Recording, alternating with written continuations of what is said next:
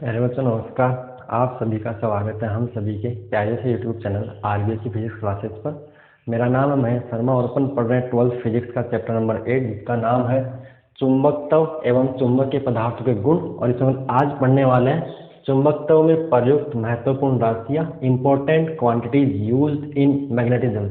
इसमें फर्स्ट अपना आता है चुंबकन तीव्रता। तो पहले हम बात करते हैं किसी भी पदार्थ में चुंबकत्व का रीजन क्या है ना, cause of magnetism in matter. में किसी पदार्थ में चुंबकत्व का रीजन क्या है, कारण क्या है। तो अपने को पता है हर एक पदार्थ परमाणु से मिलकर बना हुआ, और परमाणु से मिलकर बना हुआ है तो अपन परमाणु, जैसे मान लो ये परमाणु है, परमाणु के नाभिक में क्या होगा, न्यूट्रॉन और प्रोटॉन। और अपने ऐसा मानते हैं कि इलेक्ट्रॉन के चारों ओर कक्षाओं में चक्कर लगाते रहते हैं।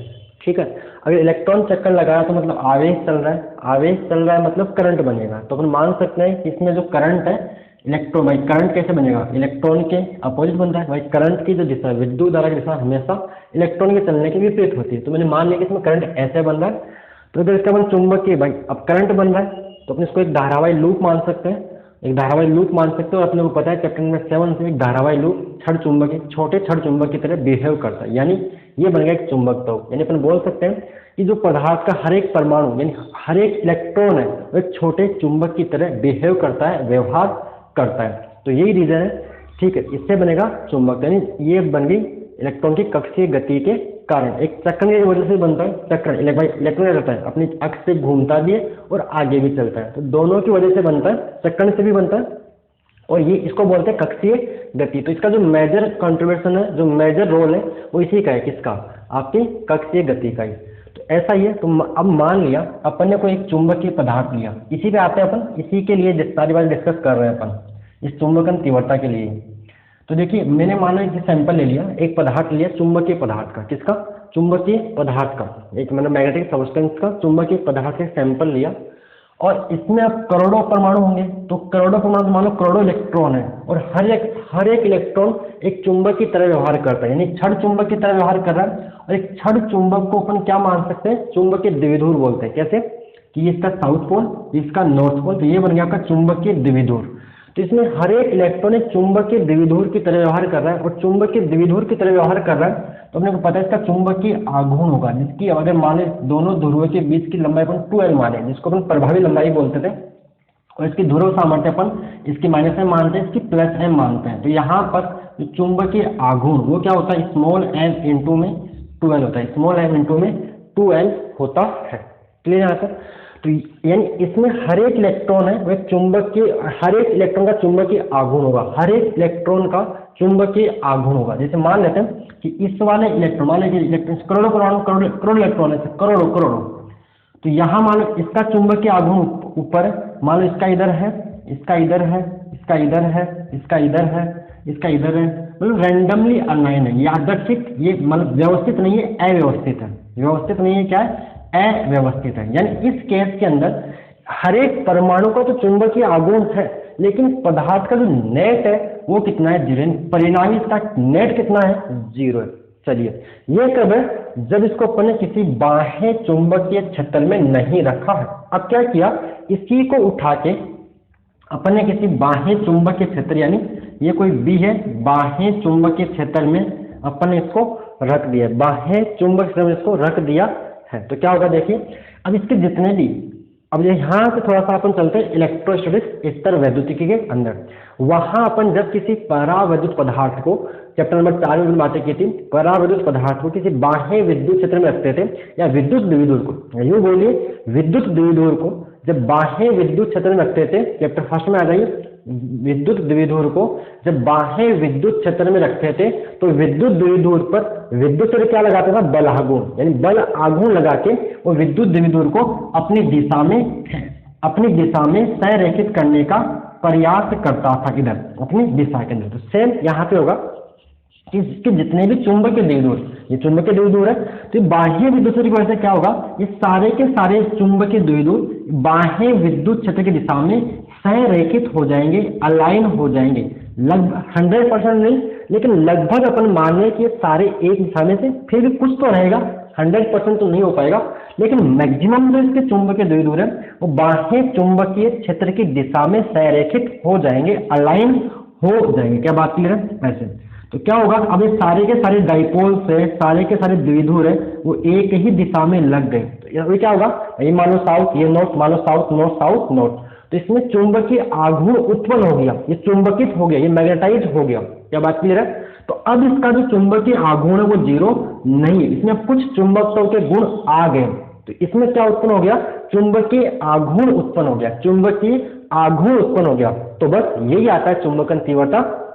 इसमें चुंबकीय आघूर्ण तो उत्पन्न हो गया, लेकिन इसकी इकाई आयतन में 1 मीटर क्यूब में इकाई आयतन में कितना चुंबकीय आघूर्ण उत्पन्न हुआ उसे ही बोलते हैं अपन चुंबकन तीव्रता।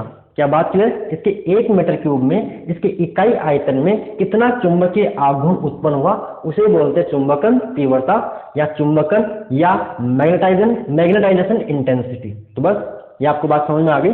तो बस आपको परिभाषा लिखवा देते हैं, मेरे हिसाब से आपको ये बात समझ में आ गई होगी, केवल मैंने आपको समझाने के लिए बातें बताई थी। जैसा इसको मैंने आपको रिलेट भी किया है विद्युत क्षेत्र से, कि विद्युत क्षेत्र में विद्युत द्विध्रुव पर बलाघूर्ण लगता है, सेम चुंबकीय क्षेत्र में चुंबकीय द्विध्रुव क्या लगेगा, बलाघूर्ण, ये विद्युत क्षेत्र की दिशा में चुंबकीय क्षेत्र की दिशा में संरेखित हो जाएंगे।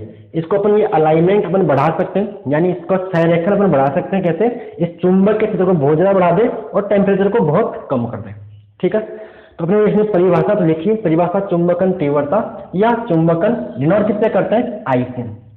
ये केवल मैंने आपको बातें समझाने के लिए बताइए, आपको परिभाषा इजीली अब समझ में आ गई होगी कि क्या होती है रियलिटी, इसकी मतलब रियल नहीं है, क्या चीज है चुंबकन तीव्रता। तो इसकी परिभाषा आप लिख लीजिए, किसी चुंबकीय पदार्थ को लिखिए, किसी चुंबकीय पदार्थ को, किसी चुंबकीय पदार्थ को चुंबकीय क्षेत्र में, किसी चुंबकीय पदार्थ को चुंबकीय क्षेत्र में रखने पर, किसी चुंबकीय पदार्थ को चुंबकीय क्षेत्र में रखने पर उसके इकाई आयतन में, उसके इकाई आयतन, इकाई means 1 metre cube, 1 centimetre cube, 1 mm cube, उसके इकाई आयतन में उत्पन्न चुंबकीय आघूर्ण को, इकाई आयतन में उत्पन्न चुंबकीय आघूर्ण को उस पदार्थ की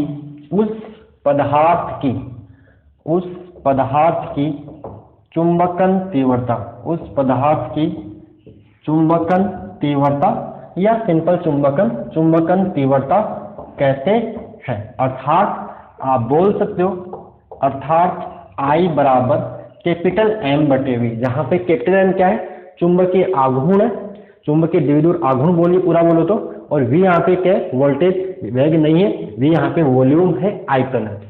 तो I बराबर M बटा V, I बराबर यानी चुंबकन तीव्रता बराबर चुंबकीय द्विध्रुव आघूर्ण बटे में आयतन है। ठीक है, तो I बराबर M बटा V, ये बन गया आपका फॉर्मूला। चलिए यहाँ तक क्लियर।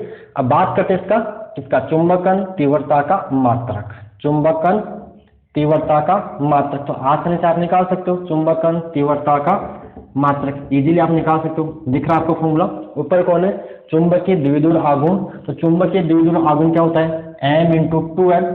ठीक है, M क्या होती है, M होती है आपकी ध्रुव सामर्थ्य, क्या होती है, एम्पियर × मीटर, और ये L होती है लंबाई मीटर। तो क्या होता है इसका मात्रक, एम्पियर × मीटर स्क्वायर। जिसका चुंबकीय द्विध्रुव आघूर्ण का मात्रक एम्पियर × मीटर स्क्वायर। नीचे क्या है, आयतन, आयतन का मात्रक क्या होता है, मीटर क्यूब। तो अब मात्रक क्या है इसका, ampere per metre, ampere per metre, इसका आपका मात्रक बन जाएगा एम्पियर पर मीटर।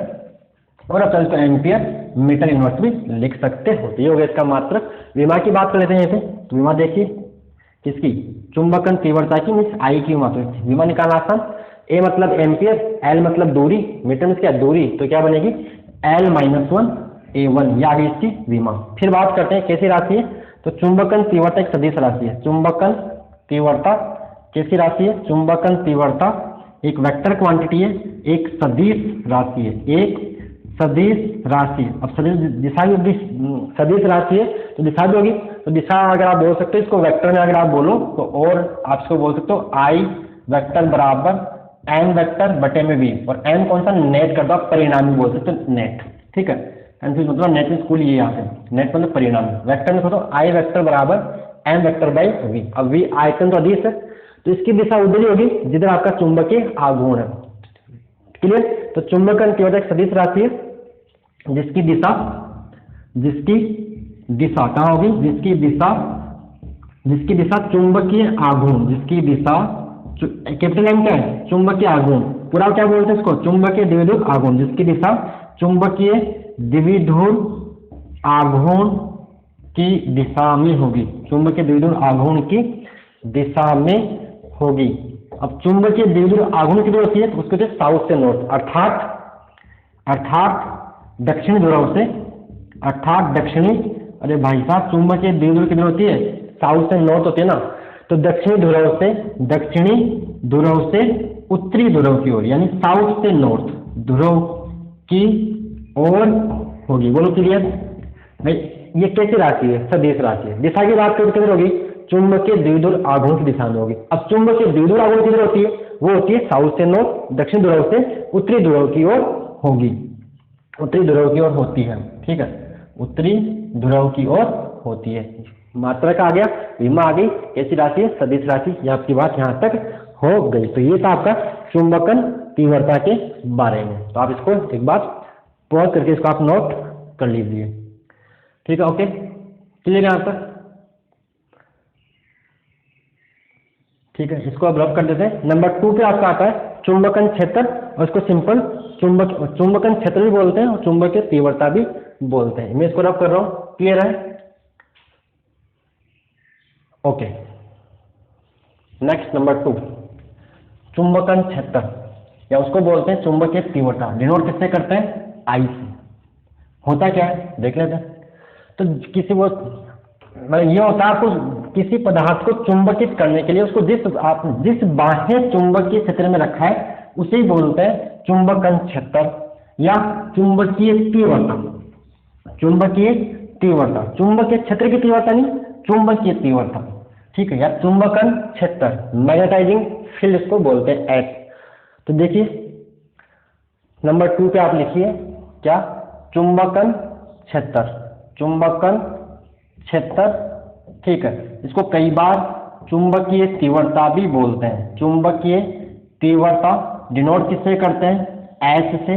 कैसी क्वांटिटी है, वेक्टर क्वांटिटी, तो मैं यहाँ पे एच वेक्टर इसको बोल दिया। तो वही किसी पदार्थ को क्या बनेगा, इसको मतलब वह बाह्य क्षेत्र जिसमें किसी पदार्थ को उसके चुंबकन के लिए रखा जाता है। तो इसकी आप परिभाषा नोट कीजिए, लिखो, समझाते हैं। इसमें सिंपल सी परिभाषा समझ आ रही है, देखिए वह बाह्य क्षेत्र, समझाते हैं, वह बाह्य क्षेत्र जिसमें किसी पदार्थ को, वह बाह्य क्षेत्र जिसमें किसी पदार्थ को उसके चुंबकन के लिए, उसके चुंबकन के लिए रखा जाता है, चुंबकन के लिए रखा जाता है, ठीक है, कोमा चुंबकन क्षेत्र कहलाता है, चुंबकन क्षेत्र कहलाता है, चुंबकन, ठीक है। वह बाह्य क्षेत्र जिसमें किसी पदार्थ को उसके चुंबकन के लिए रखा जाता है, चुंबकन क्षेत्र कहलाता है। जैसे मान लो अपने पास कोई पदार्थ है, इसको अपने किसी बाह्य चुंबकीय क्षेत्र में रख दिया, किसके लिए, चुंबकित करने के लिए। तो ये जो क्षेत्र है इसे बोलते हैं चुंबकन क्षेत्र, चुंबकन क्षेत्र, क्लियर। किसी पदार्थ को चुंबकित करने के लिए, जैसे मान लो अपने पास कोई लोहे चुंबकीय पदार्थ है और उसको अपने परिनालिका के अंदर डाल दिया, तो परिनालिका वहां क्या बना रहा है, चुंबकीय क्षेत्र। तो वो जो बाह्य क्षेत्र, वो बाह्य फील्ड, वो external field, external magnetic field जिसमें किसी पदार्थ को उसको चुंबकित होने के लिए रख दिया है, उसे अपन बोलेंगे चुंबकन क्षेत्र। तो वह बाह्य क्षेत्र जिसमें किसी पदार्थ को उसके चुंबकन के लिए रखा जाता है, चुंबकन क्षेत्र कहलाता है। अब बात करते हैं भाई इसका फॉर्मूला वगैरह क्या होता है। तो फॉर्मूला देखिए इसका, ये आगे लिखिए, क्लियर। नेक्स्ट इसका फॉर्मूला तो लिखिए, यह परिणाम में, यह परिणाम में देखो ये आता है, जो आपका एच आता है वो आता है B naught upon mu naught. आपका जो एच आता है वो क्या आता है, B naught upon mu naught. तो देखिए बी नॉट होता है निर्वात में चुंबकीय क्षेत्र और म्यू नॉट होता है निर्वात की चुंबकशीलता। तो ये होता है B naught upon mu naught के बराबर। और किसी माध्यम की बात करते हैं तो इसको बोल देते हैं एच बराबर बी बाई म्यू, जहाँ पे बी उस पदार्थ में उस पदार्थ का मतलब माध्यम में चुंबकीय क्षेत्र, बी माध्यम में चुंबकीय क्षेत्र और म्यू माध्यम की चुंबकशीलता। ठीक है, तो नेक्स्ट लिखिए इसी बात को शब्दों में, यह है परिणाम में कौन चुंबकन क्षेत्र, यह है परिणाम में निर्वात में चुंबकीय क्षेत्र, यह परिणाम में निर्वात में चुंबकीय क्षेत्र ब्रैकेट में बी नॉट व निर्वात की चुंबकशीलता, निर्वात की चुंबकशीलता नीचे लिखा हूं, निर्वात की चुंबकशीलता क्या होती है, बी नॉट किससे करते हैं, म्यू नॉट के अनुपात के बराबर होता है, के अनुपात के बराबर होता है। मतलब आप बोल सकते हो, अर्थात आपको फॉर्मूला मिल गया H का B naught upon mu naught, H बराबर B naught upon mu naught. या किसी माध्यम की बात करें तो किसी माध्यम में इसको अपन बोल देते हैं, किसी माध्यम में H को सिंपल बोलते हैं B by mu, B by mu. ये किसी माध्यम में बात करो तो निर्वात की जगह उस माध्यम में चुंबकीय क्षेत्र और म्यू नॉट की जगह मतलब निर्वात की चुंबकशीलता की जगह उस माध्यम की चुंबकशीलता अपन काम में ले लेते हैं। तो वह बाहर वाला क्षेत्र, वह बाह्य क्षेत्र जिसमें किसी पदार्थ को उसके चुंबकन के लिए रखा जाता है, चुंबकन क्षेत्र कहलाता है। बात करें फॉर्मूले की, परिणाम में निर्वात में चुंबक क्षेत्र बी नॉट व निर्वात की चुंबकशीलता म्यू नॉट के अनुपात के बराबर होता है। तो ये हो गया H बराबर B naught upon mu naught, और किसी माध्यम की बात तो उसको बोल देते हैं H बराबर बी बाई यू। ठीक है, ओके। चलिए आगे बात करें, इसका मात्रक कैसी राशि है, सदिश राशि है और इसकी विमा निकाल लेते हैं। देखिए आगे किसका, चुंबकन क्षेत्र का मात्रक, चुंबकन क्षेत्र का मात्रक। तो देखिए ऊपर कौन है, बी, बी मतलब चुंबकीय क्षेत्र, बी मतलब चुंबकीय क्षेत्र। क्या होता है इसका मात्रक, न्यूटन पर एम्पियर इंटू मीटर। याद है चैप्टर 7 से, न्यूटन पर एम्पियर इंटू मीटर। नीचे क्या है, म्यू नॉट, म्यू नॉट का मात्रक होता है न्यूटन पर एम्पियर स्क्वायर, न्यूटन पर एम्पियर स्क्वायर। देखिए न्यूटन से कट जाएगा तो क्या आएगा, ए स्क्वायर बटे में ए इंटू एम, तो आएगा एम्पियर पर मीटर। यानी इसका मात्रक भी चुंबकन तीव्रता के बराबर यानी एम्पियर मीटर इनवर्स आप बोल सकते हो। विमा की बात करें तो विमा सिंपल वही आगे इसकी भी, बोलो क्या आगे दिख रहा है भाई, विमा मतलब करंट मूलभूत राशि, एल मूलभूत राशि लंबाई, तो क्या बनेगी एल माइनस वन, या आपको आती है अच्छी तरह से एल माइनस वन ए वन। चलिए कैसी राशि है, देखिए ये चुंबकन क्षेत्र एक सदिश राशि है, चुंबकन क्षेत्र सदिश राशि है। कैसी राशि है, सदिश राशि है। दिशा किधर होगी, चुंबकीय क्षेत्र के समय, इसकी तो कोई दिशा होगी नहीं, तो जैसे बी होगा उधर ही आपका एच होगा। तो चुंबकन क्षेत्र सदिश राशि है, इसका ये हो गया आपका सदिश राशि है। ठीक है, ये इसका मात्रक कौन सा है, ये इसका एसआई मात्रक है, इसका एसआई मात्रक, इसका सीजीएस मात्रक ऑयस्टर होता है। तो आगे लिख लीजिए इसका, ये कई बार अपने को न्यूमेरिकल से अपनी हेल्प करेगा, तो मैं इसके बाद यहाँ लिख रहा हूँ, आगे लिख लीजिए इसका सीजीएस मात्रक, इसका चुंबकन क्षेत्र का सीजीएस मात्रक क्या होता है, ऑयस्टर होता है। सीजीएस मात्रक क्या होता है, ऑयस्टर, ORESTED। और इसको हिंदी में अपन लिखते हैं कैसे, हिंदी में इसको बोला जाता है और स्टेड। कैसे बोलते हैं इसको, हिंदी में लिखा जाता है इसको और स्टेड इसको बोलते हैं, और स्टेड। ठीक है, अब एक और स्टेड में कितने एम्पियर पर मीटर होते हैं, तो ये आपको काम आएगा न्यूमेरिकल्स में, नोट कर लीजिए। एक और स्टेड में बराबर होता है 80 एम्पियर पर मीटर के, एक और स्टेड बराबर होता है आपका 80 एम्पियर पर मीटर के बराबर होता है। क्लियर, तो ये था आपका चुंबकन क्षेत्र। आप इसको पॉज करके नोट कर लीजिए। आगे वो पढ़ते हैं चुंबकीय प्रवृत्ति, जिसको अपन बोलते हैं काई एम से दिखाते हैं। चलिए इसको आप एक बार पॉज करके नोट कर लीजिए, यहाँ तक क्लियर।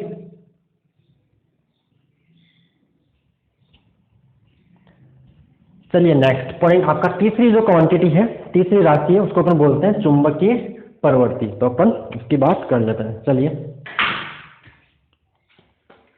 इसको रब कर दें, ओके।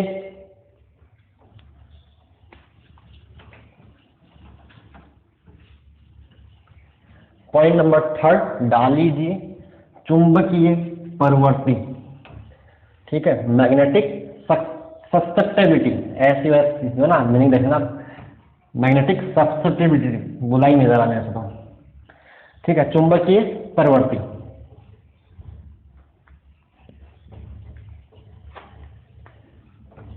एक मिनट बोर्ड साफ कर दें, नहीं, चलिए। चुंबकीय प्रवृत्ति, पॉइंट नंबर 3 जो अपना है क्या, चुंबकीय प्रवृत्ति। इसको डिनोट करते हैं किससे, इसको बोलते हैं काई एम या काई एम, या इसको सिंपल आप एक्स पढ़ लीजिए, आप तो एक्स एम, चुंबकीय प्रवृत्ति।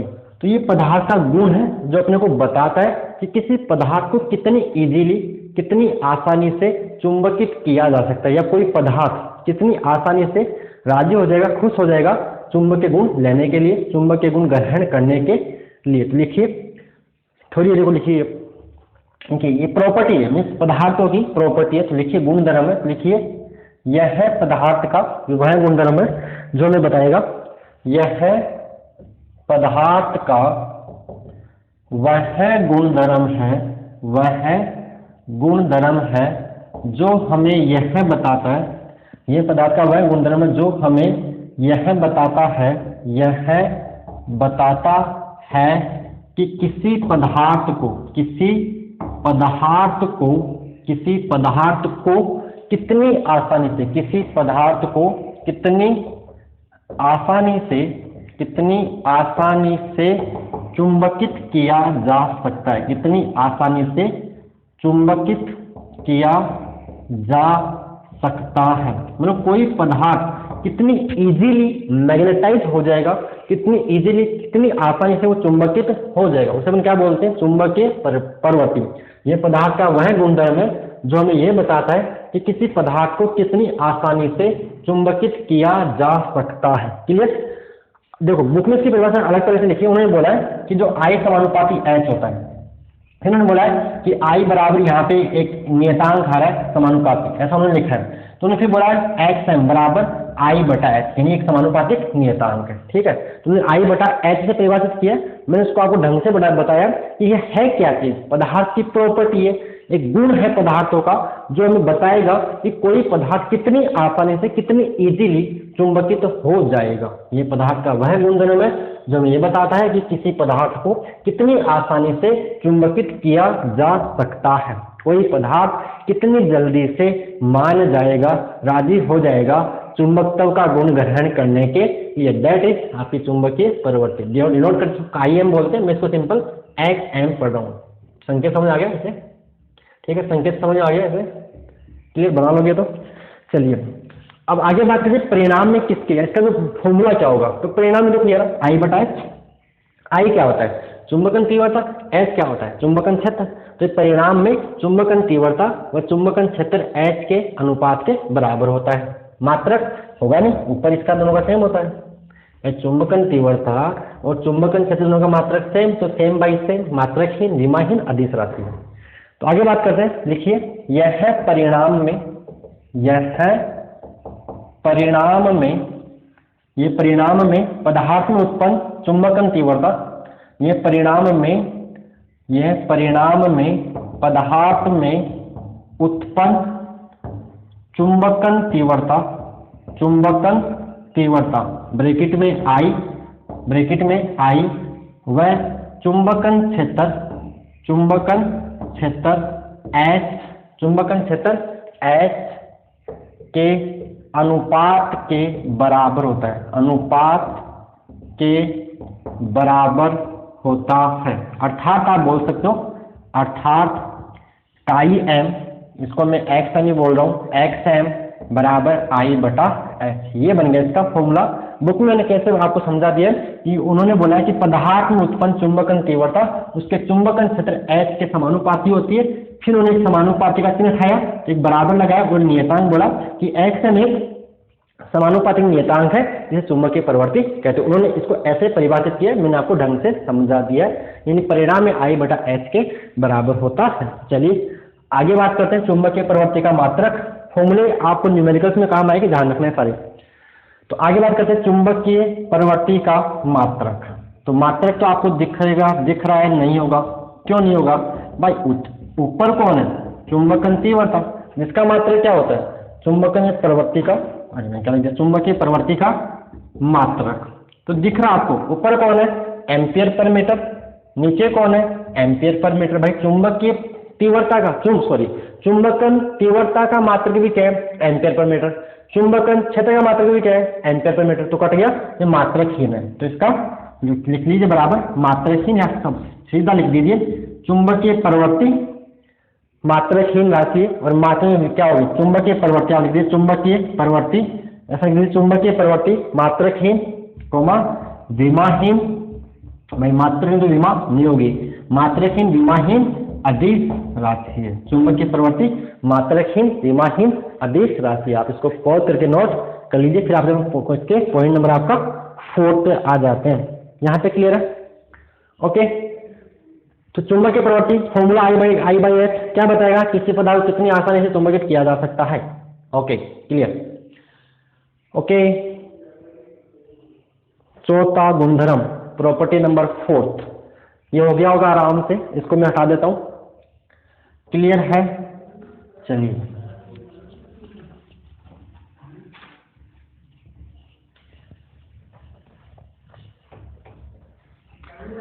नेक्स्ट देखिए, आपकी चुंबकीय, आपकी कौन सी चौथी प्रॉपर्टी, चुंबकीय पारगम्यता।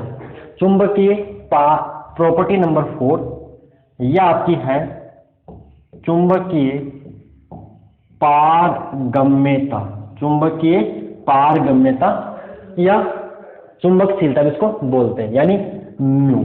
तो यह होता है किसी माध्यम में से, किसी मीडियम से, किसी माध्यम से कितनी चुंबकीय क्षेत्र रेखाएं गुजर सकती है, या गुजरने की जो क्षमता है, जो कैपेसिटी है, किसी मीडियम से कितनी मैग्नेटिक फील्ड लाइन पास हो सकती है, यानी उसकी जो पास होने की कैपेसिटी है किसी मीडियम की, उसे ही बोलते हैं चुंबकीय पारगम्यता। तो लिख लीजिए इसकी परिभाषा, तो थोड़ी लिखनी पड़ेगी।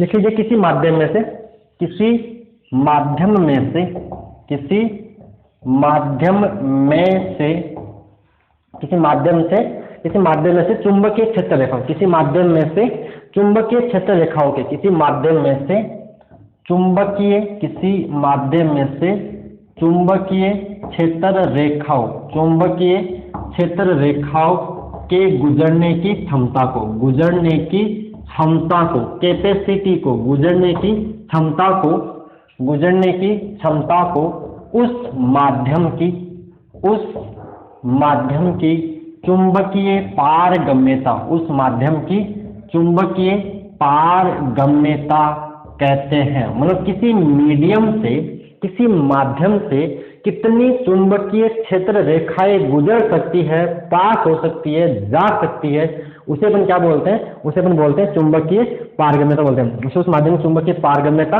कहते हैं। इसका दूसरा नाम एक और होता है, चुंबकशीलता भी होता है, चुंबकशीलता भी इसे बोला जाता है। ये अपन चैप्टर 7 में इसका नाम देखा था अपन ने। नोट किसे करते हैं, म्यू। म्यू मतलब माध्यम के, निर्वात के आप जानते हो किसे करते हैं, म्यू नोट से करते हैं, ठीक है। और आपेक्षिक क्या होती है, म्यू आर होती है, वो भी हम बात करते हैं। यहाँ पे क्लियर, तो किसी माध्यम में से चुंबकीय क्षेत्र रेखाओं के गुजरने की क्षमता को उस माध्यम की चुंबकीय पारगम्यता कहते हैं। क्लियर, तो किसी मीडियम से, किसी माध्यम से कितनी चुंबकीय क्षेत्र रेखाएं जा सकती है, गुजर सकती है, वो कितनी चुंबकीय क्षेत्र रेखाएं भेद सकता है, जो कैपेसिटी है, उसे क्या बोलते हैं, चुंबकीय पारगम्यता बोलते हैं। ठीक है, ये थी आपकी प्रॉपर्टी नंबर 4, गुणधर्म चौथा। 5 में आते हैं, एक आती है आपेक्षिक पारगम्यता। क्या आती है, आपेक्षिक पारगम्यता।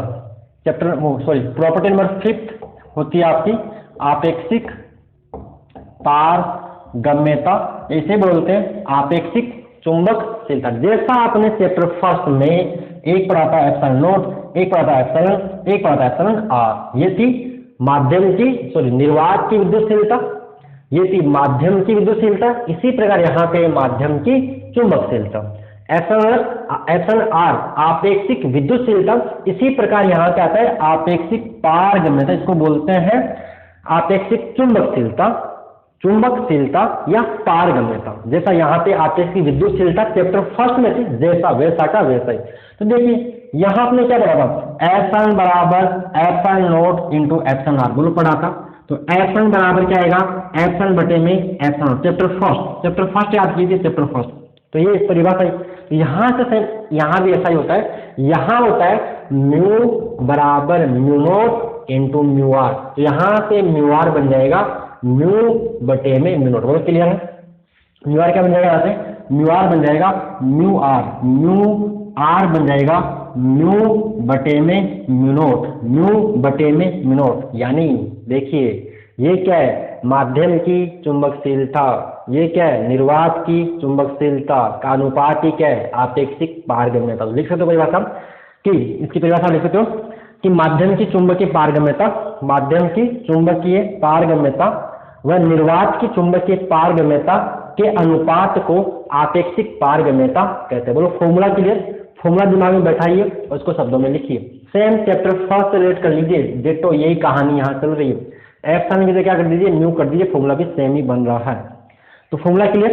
तो इसको लिख दीजिए और नीचे फॉर्मूला नोट कर लीजिए। तो क्या लिखोगे कि माध्यम की चुंबकीय पारगम्यता, क्या लिखोगे?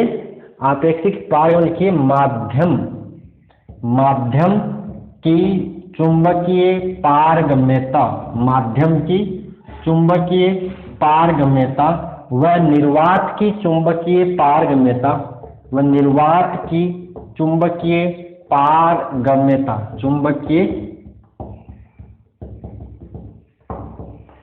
पारगम्यता के अनुपात को आपेक्षिक पारगम्यता कहते हैं। आपेक्षिक पारगम्यता कहते हैं। बोलो क्लियर? माध्यम की चुंबकीय पारगम्यता, या इसकी जगह वर्ड यूज कर सकते हो माध्यम की चुंबकशीलता व निर्वात की चुंबकशीलता के अनुपात को आपेक्षिक चुंबकशीलता।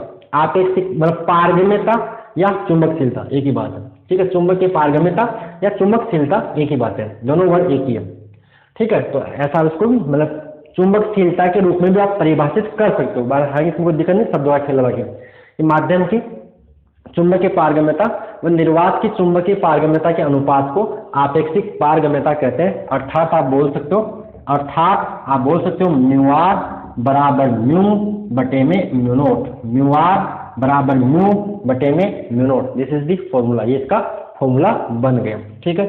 तो ये थी आपकी चुंबकत्व में प्रयुक्त महत्वपूर्ण चुंबकीय राशियां। इसके बाद